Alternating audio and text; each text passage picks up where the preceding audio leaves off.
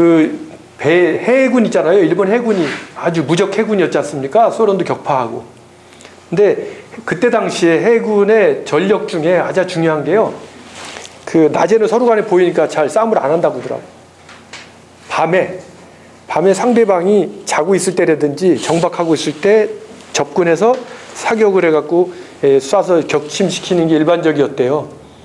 그랬는데 야간 투시력 있잖아요. 선미에 서가지고 망원경이라든지 걸 적을 보잖아요. 근데 깜깜할 때 그 바다의 칠흑 같은 어둠에서 이거 가지고 최대한 멀리 보면 유리한 거예요. 그러니까 매일같이 팼겠죠. 매일같이 패니까 능력이 뛰어나게 해가지고 이게 3km까지 보인 거예요.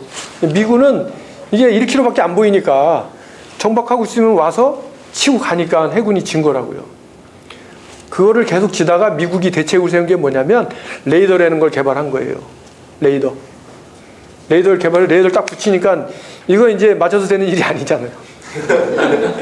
그래서 일본 장교 한 사람이 독일에 유학을 갔어요. 유학을 갔는데 그때 독일에서 레이더를 개발을 했대요. 그걸 보고 이 사람이 돌아왔어요. 와갖고 참모장님, 총장님 레이더를 개발합시다 라고 얘기를 했어요. 그랬더니 참모장이 이제 총장이 딱 불렀을 거 아니겠습니까? 딴에는 전쟁 잘한다는 사람들 함장님들 딱 불러야겠더니 레이더 얘기를 했더니 자식들이 무슨 장난감 같은 거 가지고 정신 똑바로 차리고 전쟁하라고. 네? 정신이 또 하사불성 이렇게 얘기를 한 거예요. 그래가지고 그거를 이 사람이 열심히 노력해서 설득을 했는데 결국은 그럼 한번 해봐 이렇게 된 거예요. 본격적으로 채용할 게가 아니고 네가 결과를 보여봐. 파일럿 프로젝트. 그래서 이 사람은 그걸 시작을 했는데 온갖 제한이 많아요. 뭐냐? 이게 방사물자잖아요. 그러니까 이 프로젝트 진행하는 거를 절대 비밀을 붙일 것. 그래서 진행을 했어요. 이걸 수주한 게 미쓰비시 중공업이에요. 미쓰비시 중공업이 이걸 만들려고 하니까 방사물자를 사야 되잖아요. 비밀은 지켜야 되고. 그래서 암시장에서 방사물자를 사다가 경찰 공안한테 잡혔어요. 그래가지고 공안이 잡아다 놓고 우리나라 그 고문 기술자들이 다 일본에서 배운 거 아니겠습니까? 기가 막힌 고문을 했을 거 아니겠어요.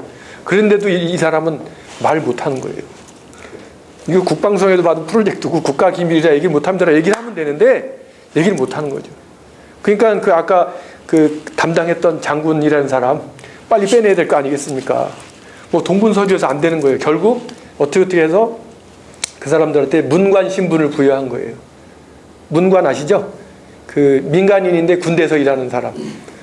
그러니까 문관이니까 군법재판의 대상이다 그래갖고 빼내온 거죠. 그래갖고 이제 이 사람들이 와서 다시 만들기 시작해요.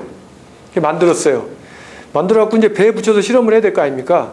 그래서 함장님한테 가서 얘기를 했더니 이게 또 접시같이 생겨갖고 별로 이쁘지 않았겠죠. 했더니 품이 없이 그걸 내 배에 붙이냐부터 시작해가지고 억지로 붙이긴 해줬는데 저쪽에 안 보이는 데다가 붙여 이렇게 된 거예요. 제일 잘 보이는 데다가 전파를 받기 좋은 데다가 레이더를 달아야 될 거 아니겠습니까? 저 데다가 다 붙였어요. 그거 잘 안 됐죠. 그 다음에 감시센터가 있어야 되지 않겠어요? 레이더니까.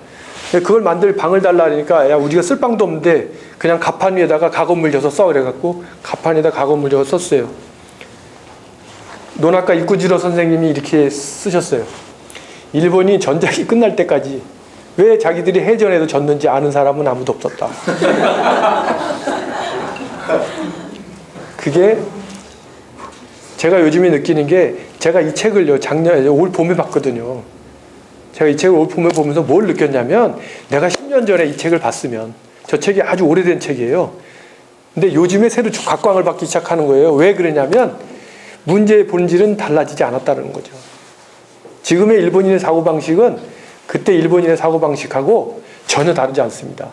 근데 저는 그걸 모르고 하면 된다라는 정신 가지고 일본에서 좌충우돌 해갖고 오늘날까지 온 거거든요. 그 사이에 제가 일본 갈 때는요 감수가 일본 갈 때는요 여러분들만큼 머리가 많았어요.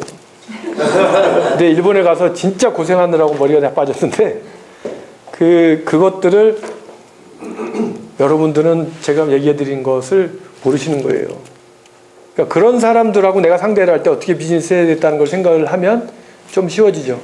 제가 10년 전에 그 책을 봤었으면 지금 아마 일본에서 재벌이 됐었을 거라는 생각이 들어요. 근데 그 책을 올봄에 봤기 때문에 나 같은 사람을 만들면 안 되겠다.